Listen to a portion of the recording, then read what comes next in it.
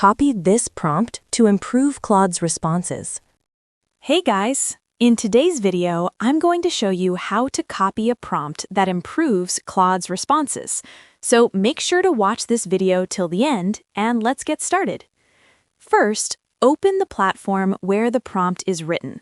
This could be a website, a document, or a chat where the prompt is already available. After that, locate the full prompt text that you want to use for improving Claude's responses. Now, click and drag your cursor over the entire prompt text to highlight it. Make sure you select all the lines so nothing is missed.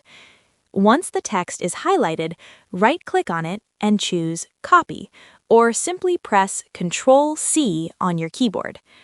Next, open Claude AI in your browser or application. After Claude opens, click inside the chat input box where you normally type your message.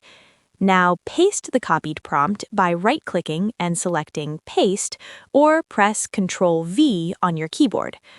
Once the prompt appears in the message box, review it quickly to make sure everything has pasted correctly. Finally, press Enter or click the Send button so Claude can process the prompt and generate improved responses based on those instructions. That's all for the video. Thanks for watching, and see you in the next one.